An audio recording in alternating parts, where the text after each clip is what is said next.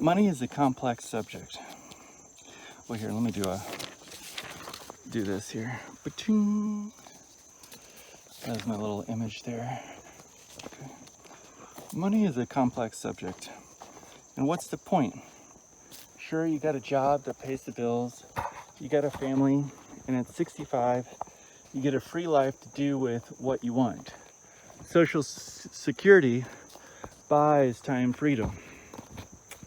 Well, what if you can do that today? What if you can earn a consistent dividend to sponsor or pay for your life so that you can become free earlier, say 40, or buy the things you want out of life, be that kids, a house, travel, etc. Okay, this is the part where you don't take this path all the way. I'm real confident we're supposed to go down here, so I'm going to do that.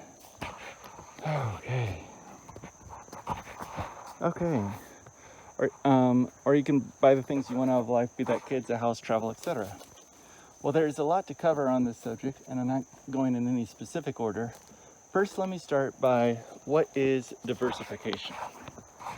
So what I'm talking about there is people, what's the point of having a bunch of money? Well, if you work and you spend 40 hours a week working, then you're not really exactly free, you know?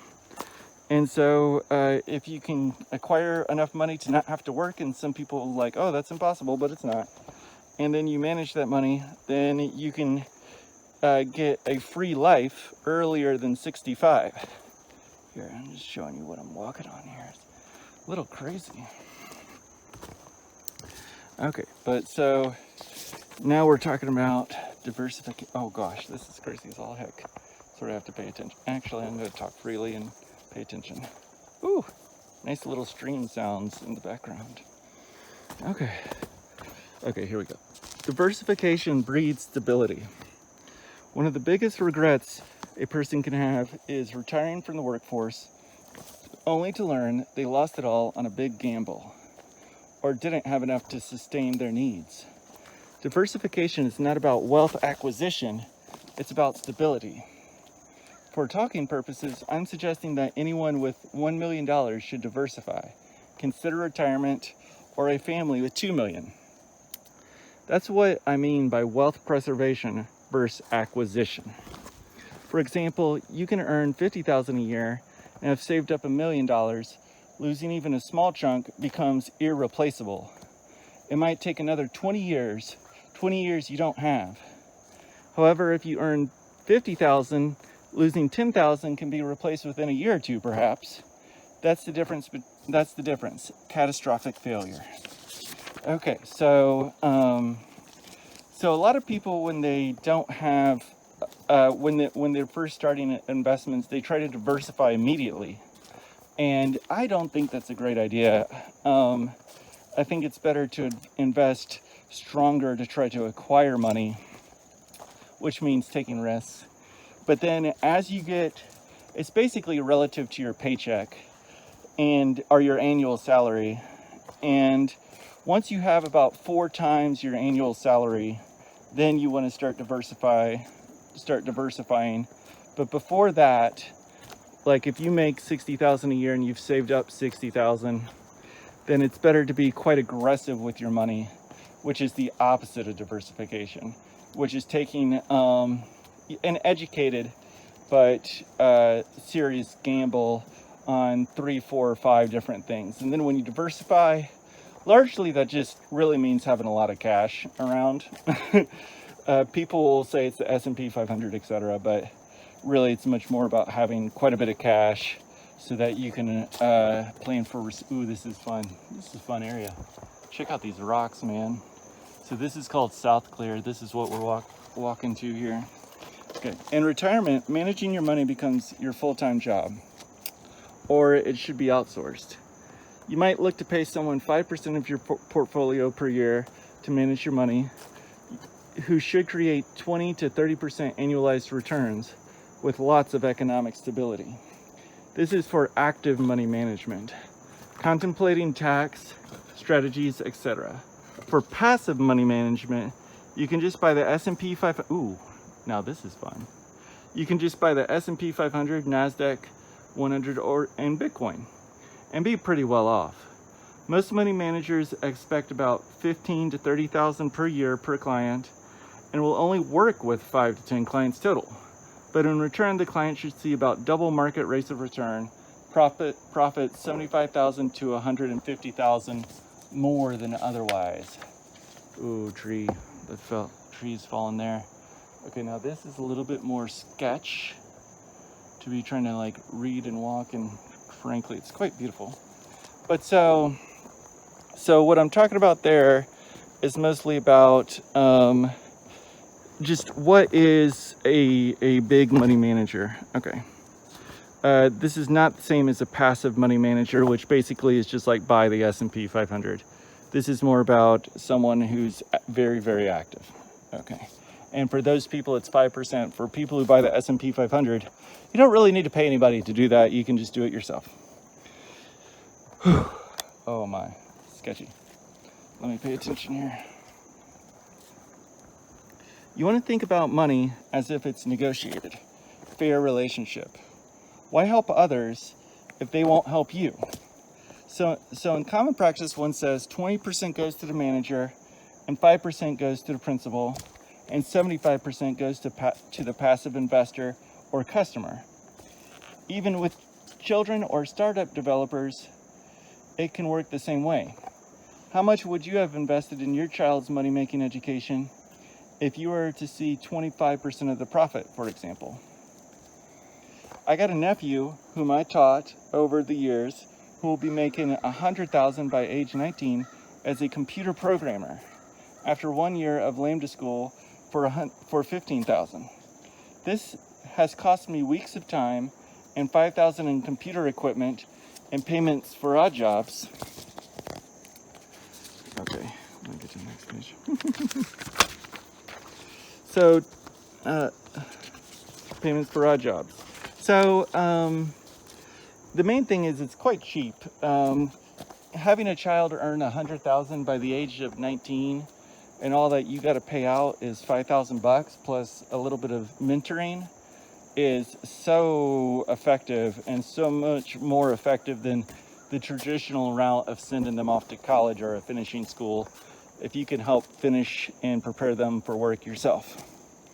So take this business coaching and $5,000 in equipment spent on this promising 14-year-old when I started. His school said commit $100,000 in college debt to become a meteorologist, possibly earning $60,000 per year by age 22. Whereas I forked out the cash and time to persuade him to earn $100,000 by age 19. In terms of life advancement, this is easily a $500,000 difference in wealth by 25, multiple millions by 40. And all it costs me is roughly $50,000 tops, but mostly time and coaching with only a bare minimum spent on computers. Whew. Okay, I'm not sure if I'm gonna have things where I have to read again. Okay, so saying that it cost me $50,000 is ultra generous, like top billing rate. If I had been recruiting new customers and been very successful, perhaps. But it has cost me a lot of time, a lot of mentoring for a child that's not mine. No, I don't have children, so I'm doing my part to help society. But so it's not just a gimme, and plus I have the knowledge to be able to do it, whereas a lot of people don't. Okay. Likewise, I persuaded him to sponsor his brothers, which he will do through instruction and equipment. Now his parents don't earn much, say $15 per hour each, and that may be generous.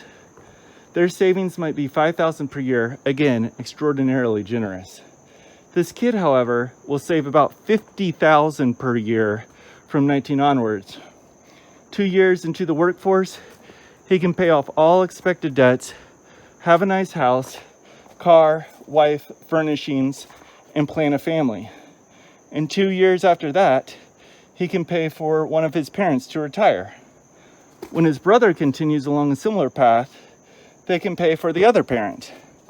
So that is the other thing about parents are like, oh, well, why would I help my kid out, I need to help myself out. I'm the one struggling over here.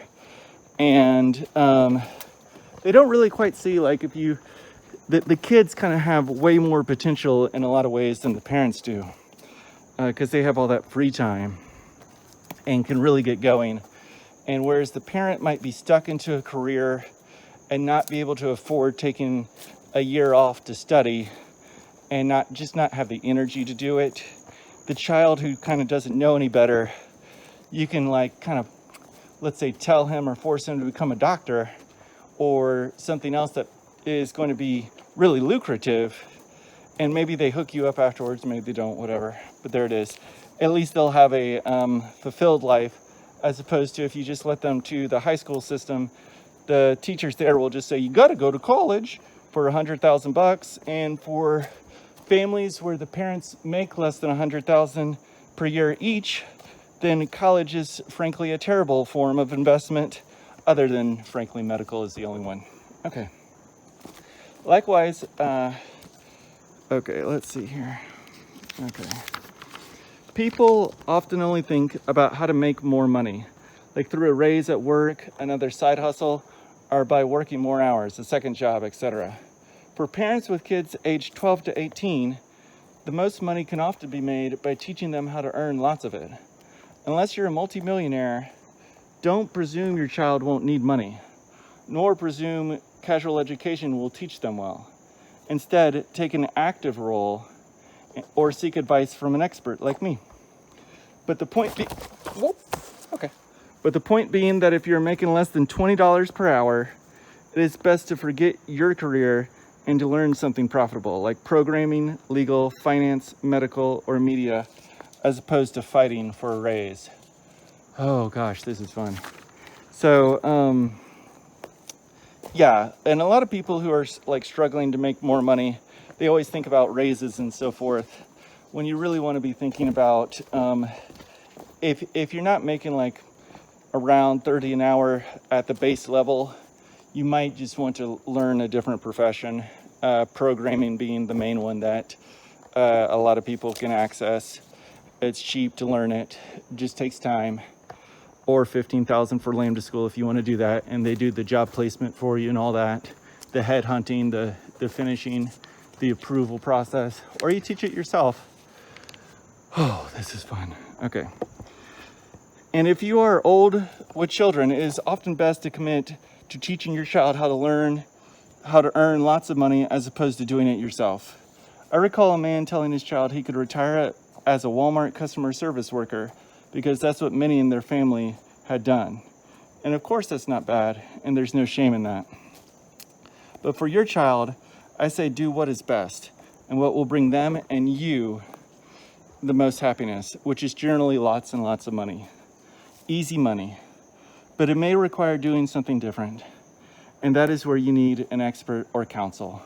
50% of new doctors are children of former doctors, meaning it's hard for a family to change directions. A son or daughter inherits the career of the parent by default, but change can be good.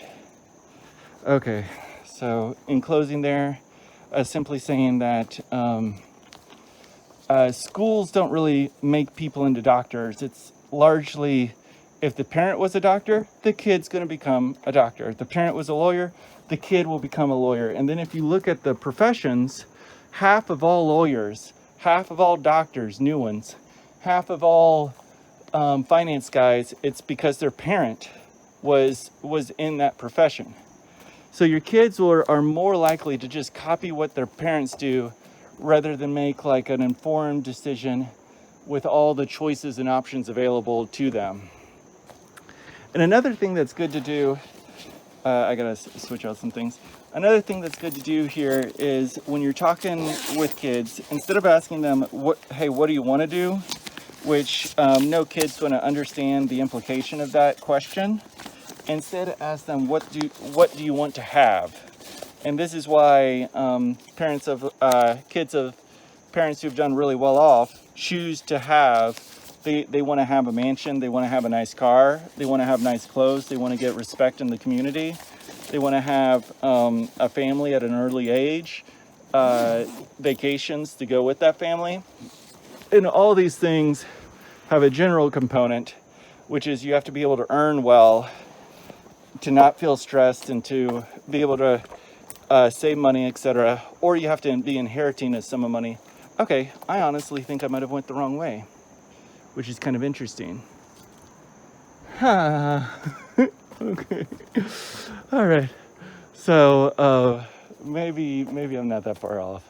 I think I'm supposed to just follow this rock face, though. It makes good sense. And the directions said you go about 15 minutes, which, I mean, I only went like 5 minutes.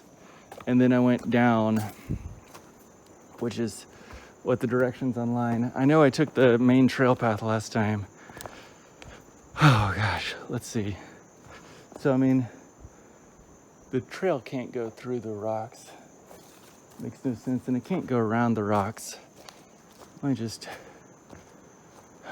focus here. Okay.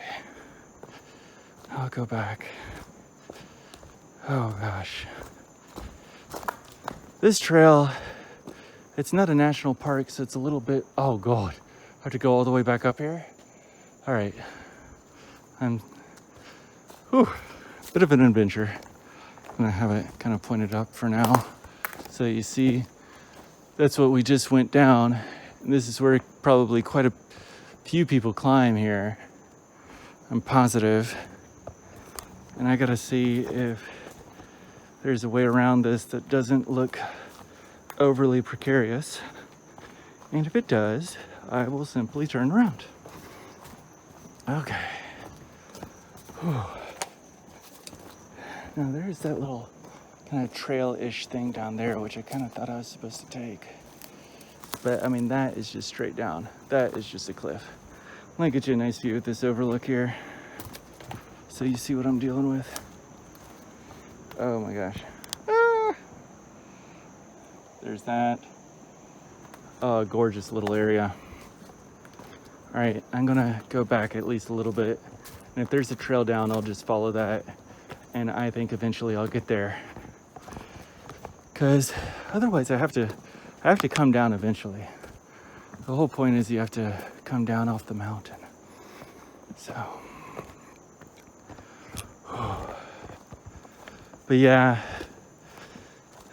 just the cycle of the school system is I'm not too pleased with it. For most people, I think it's a little bit too inadequate to get people to the places that they need to be at.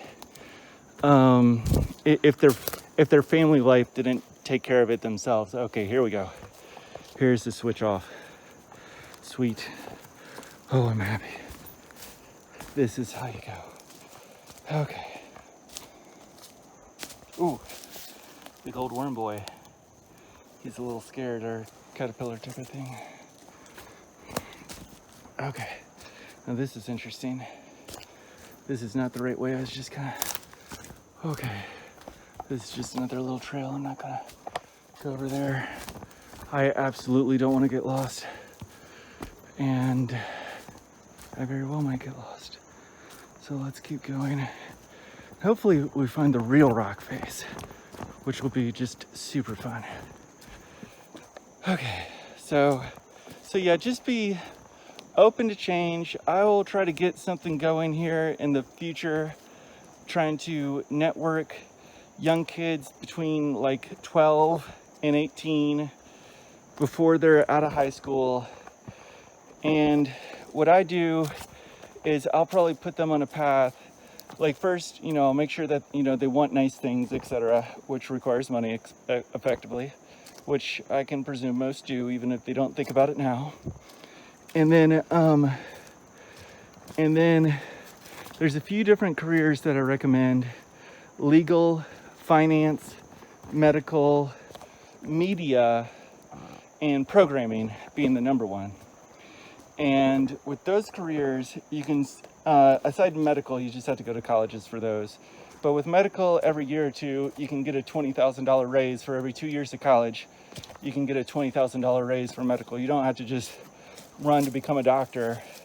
You can start as a technician, then a nurse, and then an advanced nurse, and then you're practically a doctor at that point, making 100K.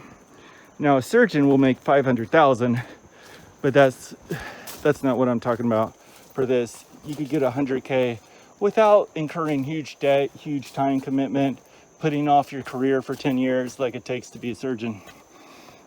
Now, with legal and finance, CPAs, attorneys, you don't need to go to college. You don't need to become a CPA or attorney. What you can do is just become a master of these professions on your own through study, and then work underneath an attorney, work underneath a CPA, and you can make 100,000 that way. But even starting off, you might make 60 right away. So with all these careers, you want to think of a career that pays 60,000 initially, and then 200,000 when you're successful. And if your career pays that, then you'll pretty much be set for life. And even if you screw it up and you never become good at your profession, you're still making 60,000, which is phenomenal. A lot of people will always think like being a chef can pay well because there's some chefs who work in Las Vegas making 100,000. Well, that's very true, but your average chef, your average cook in a city, they might make 30,000 a year. And so the risk of failure is incredibly high. And like, you don't want to encourage somebody to become a basketball star with the idea, play basketball all day with the idea that they'll be the next LeBron James. You want to think, even if someone screws it up, that they'll be successful either way. So I am not positive this is the right path. I know that there's a path going straight down, but I am going to go up this one a little bit at least, and then see if the trail continues up here successfully, or if it goes down. Okay, sweet. There is at least at a minimum a trail here. Okay. Thank you for enduring that. Such a challenge. This is a little bit more than I anticipated. You might be able to tell. Oh my God. I thought it'd be like a hiking trail through the Smokies, which is how I'll be doing this normally. But this is like a climbing trail that requires quite a bit of attention. So now to the next bit, talking about technology. And I'll get to my little script here. And if you like what I'm doing here, just check out my little links below to like $5, $20, whatever. Bitcoin, PayPal, Patreon. I'll try to keep this as simple as possible so that I can justify doing this as opposed to just hiking by myself and not having to worry about all this. But I do think it's going to be beneficial to people. All right. So